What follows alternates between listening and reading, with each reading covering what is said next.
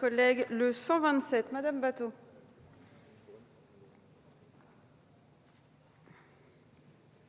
Oui, le 127 n'est pas satisfait. C'est un amendement que nous déposons avec 30 collègues de différents groupes. Donc c'est un amendement transpartisan qui s'inspire de la pétition pour un accès responsable à la nature qui a été lancée par l'accompagnateur en montagne Billy Fernandez, la médecin généraliste Solène Petit-Demange, qui est signée par plus de 155 000 citoyens, de nombreux sportifs, alpinistes, apnéistes, médecins, psychiatres comme Christophe André, sur l'accès responsable à la nature dans le cadre du régime juridique du L3131-15.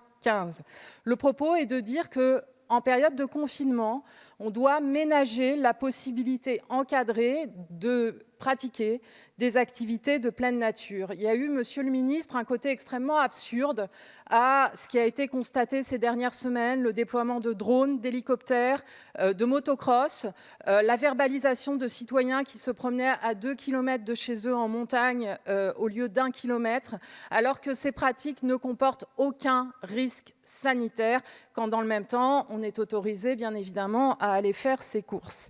Donc il n'y a pas de justification sanitaire et c'est même l'inverse, Monsieur le Ministre, car toutes les études scientifiques montrent que le contact avec la nature est bon pour la santé, qu'il réduit le stress, qu'il réduit l'anxiété. Et dans le contexte du confinement, on sait qu'il y a un problème avec l'augmentation des violences, l'augmentation des addictions.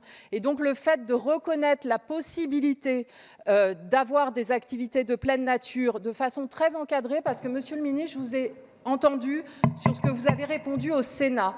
Le propos n'est pas d'autoriser des vastes déplacements, le propos n'est pas d'autoriser le tourisme, c'est de dire aux habitants d'un village de campagne qui peuvent aller dans la forêt d'à côté, d'un village de montagne qu'ils peuvent aller dans la montagne d'à côté. Et ne dites pas ils ont le droit, car la pratique concrète de ces dernières semaines, c'est que c'était interdit. Merci Madame Batho. Le 389, Madame Wisniewski. Oui, merci Madame la Présidente. C'est un amendement identique à celui de ma collègue Delphine Batho qu'avait initié mon collègue Erwan Balanant. Compte tenu des déclarations qui ont été faites hier par le Premier ministre, nous retirons cet amendement. Merci Madame Wisniewski. Madame la rapporteure.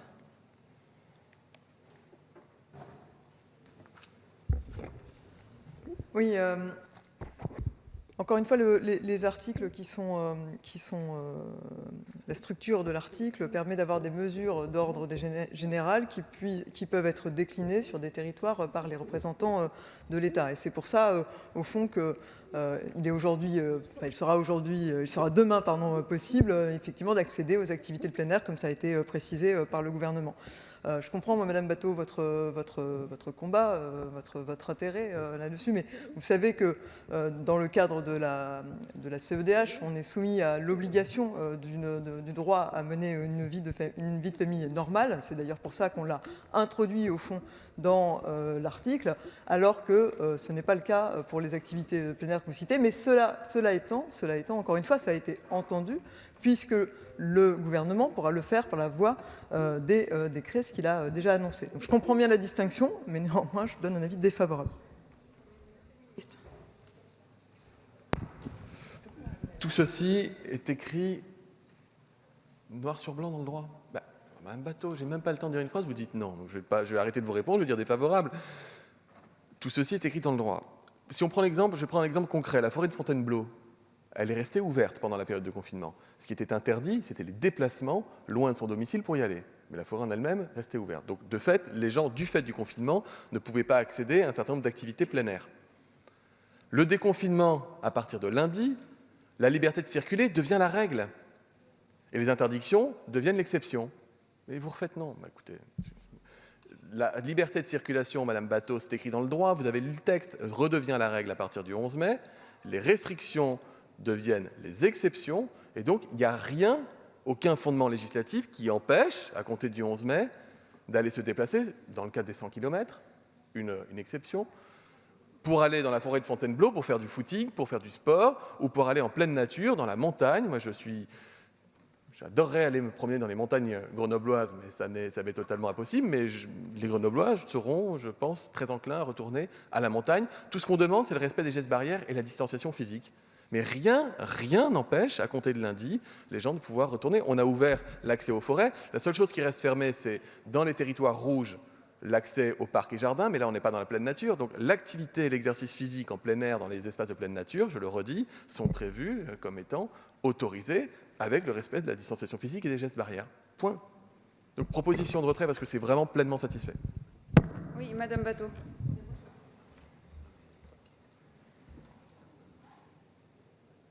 Monsieur le ministre, je pense que vous n'avez pas été attentif à ce que j'ai expliqué dans ma précédente intervention tout à l'heure.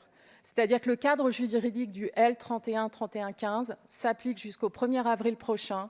Et si on est dans une situation de stop and go, ce que vous venez de dire sur le déconfinement ne s'appliquera pas dans le cadre d'un nouveau confinement. La disposition que je propose s'applique aux deux. Elle s'applique y compris en cas de confinement. Et dans le cadre du confinement, il faut ménager la possibilité de pratiquer des activités de pleine nature en sécurité dans un périmètre géographique limité. Ça n'a pas été le cas, monsieur le ministre. Madame la rapporteure a raison, le gouvernement et les préfets auraient pu le faire, mais ils ne l'ont pas fait et parfois, pardonnez-moi, mais les moyens déployés ont été délirants et l'incompréhension citoyenne est immense. Madame la rapporteure, le droit à un environnement sain, le droit à l'activité physique, le droit au loisir, le droit à un environnement sain est dans la charte de l'environnement. Donc on ne peut pas répondre que la relation avec la nature ne ferait pas partie des droits constitutionnels des citoyens. Et cette relation avec la nature, quand on vit confiné dans des appartements exigus et qu'on doit faire que tous les citoyens adhèrent à la logique du confinement, eh bien, il doit être autorisé. Donc, moi, je ne retire pas cet amendement. Et, monsieur le ministre, j'aurais aimé que le gouvernement prenne des engagements clairs en cas de politique d'une stop and go. Et j'indique à tous les collègues, par ailleurs, qu'il y a un amendement du gouvernement de suppression de la disposition votée par le Sénat sur les plages et forêts et que le principe qui prévaudra restera celui de la fermeture des forêts et de la fermeture des plages avec la possibilité pour les maires et les préfets de déroger, mais le principe général sera bien un principe de fermeture. Merci, chers collègues. Monsieur Coquerel. Non. Monsieur Dumont. Merci Madame la Présidente. Moi, je trouve l'amendement proposé par notre collègue Batho parfaitement pertinent parce qu'en effet, aujourd'hui, on est sur un principe qui est un principe de déconfinement. Et donc, dès lors, nous pouvons espérer avoir accès à nos espaces de nature. Pour certains, c'est la forêt. Moi, dans mon cas, c'est la plage. Ma commune est une commune littorale. On a la frontière entre la Manche et la mer du Nord. Et la plage est une plage sauvage, c'est-à-dire qu'il n'y a pas de possibilité de poser sa serviette. Pour y accéder, c'est des petits cailloux, c'est pas des grandes digues, c'est pas des jetées. Et donc, ce sont typiquement ce genre d'espaces qui font le sel des habitants des hameaux et des villages qui les bordent. Et donc, on ne peut pas avoir deux poids, deux mesures où certains endroits seront ouverts, d'autres endroits ne seront pas ouverts et où on ne sait pas au final quelle sera la disposition qui sera prise dans la période du déconfinement, si elle dure, et on l'espère tous, ou, dans le cas le pire, dans une période de reconfinement. Et donc, il est nécessaire, à mon sens, de pouvoir voter cet amendement pour pouvoir avoir une base juridique claire et stable qui permet à chacun de savoir ce qu'il a le droit de faire ou pas. Un exemple, pour reprendre l'exemple de la plage des Hemnemark. Est-ce qu'on a le droit de faire des balades à cheval pour les écuries qui sont aux alentours ? C'est une activité qu'on fait seul. C'est autorisé dans certains cas, pas dans d'autres. Est-ce qu'on a le droit de faire du char à voile dessus, alors qu'il y a une base de char à voile communautaire juste à côté? C'est une activité que l'on pratique seul, oui ou non. Il y a des cas différents et cet amendement permettrait, je pense, de pouvoir consolider d'un point de vue législatif les bases sur lesquelles les maires, en lien avec les préfets, prendront les différents arrêtés dans le cas du déconfinement et dans le cas du confinement permettront, s'il est remis en place ce confinement, à chacun de pouvoir quand même prendre un bol d'air pur qui est la base de leur choix de lieu d'habitation aussi, c'est-à-dire la proximité d'un espace naturel, en l'occurrence ici, la mer. Merci, chers collègues. Monsieur le ministre. Je comprends que le principe général de cet amendement, comme d'autres amendements qui tentent à écrire dans le dur de la loi, vise en réalité à cranter un certain nombre d'interdits qui serait opposable au gouvernement si nous étions obligés de réappliquer un confinement. Moi, je vous trouve formidable de confiance. Je vous trouve formidable de confiance. Peut-être qu'on n'a pas vécu le même mois de mars. Parce que moi, je me souviens d'un mois de mars, on a été obligé, en Conseil de défense, en cellule de crise, de procéder à des prises de décision extrêmement dures à prendre, je peux vous le dire. Extrêmement dures. Humainement, c'est dur. Fermer les écoles, fermer les commerces, interdire aux gens de se déplacer, interdire aux gens de faire des funérailles en famille. Je veux dire, écrivons tout ce que nous n'aurons plus le droit de faire si jamais on devait reconfiner le pays. Mais je vous trouve formidable de confiance. Parce que si on écrit ça dans le droit, moi, je n'ai plus la possibilité, si jamais on avait une vague épidémique très forte, et si jamais on était en situation sanitaire catastrophique, vous privez le gouvernement d'outils. Non, vous écrivez dans le droit qu'on ne peut pas le faire. Vous privez... S'il vous plaît, seul Monsieur le Ministre a la parole. En écrivant Madame dans le Batho. droit que quelque chose doit être préservé, vous me privez de... Vous me privez de leviers qui sont absolument fondamentaux parce que je ne peux pas prédire ce que sera la situation demain si jamais les choses devaient s'aggraver. Donc gardons la souplesse du droit. Encore une fois, l'arrêté 3131, c'est un arrêté qui est vieux, qui est très très vieux, qui est utile en temps de crise parce qu'il permet de prendre des décisions sans recourir à la loi. Ça a été le cas.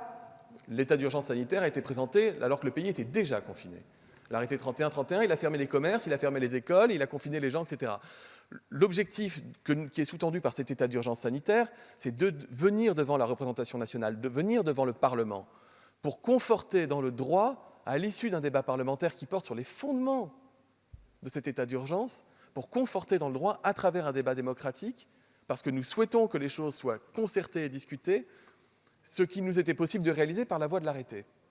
Si le droit revient à l'arrivée du débat à limiter la portée des dispositions qu'on peut prendre en état de crise catastrophique, je suis désolé, ce sera compliqué. Alors je comprends bien, Madame Batho, je vous entends, mais je l'ai lu, le texte, je l'ai lu et je le relis. Je comprends ce que vous dites, je comprends ce que vous voulez dire, mais si on commence à écrire des trucs comme ça dans le droit, la liste est infinie et elle insécurise juridiquement les choses à l'arrivée. Donc un avis défavorable. Je ne prendrai plus la parole sur tout ce qui vise à inscrire dans la loi ce qui relève du décret.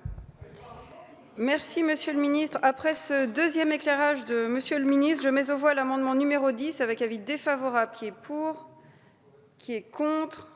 Il est rejeté. Le 127, avis défavorable. Qui est pour? Qui est contre? Il est rejeté. Le 119 n'est pas défendu. Le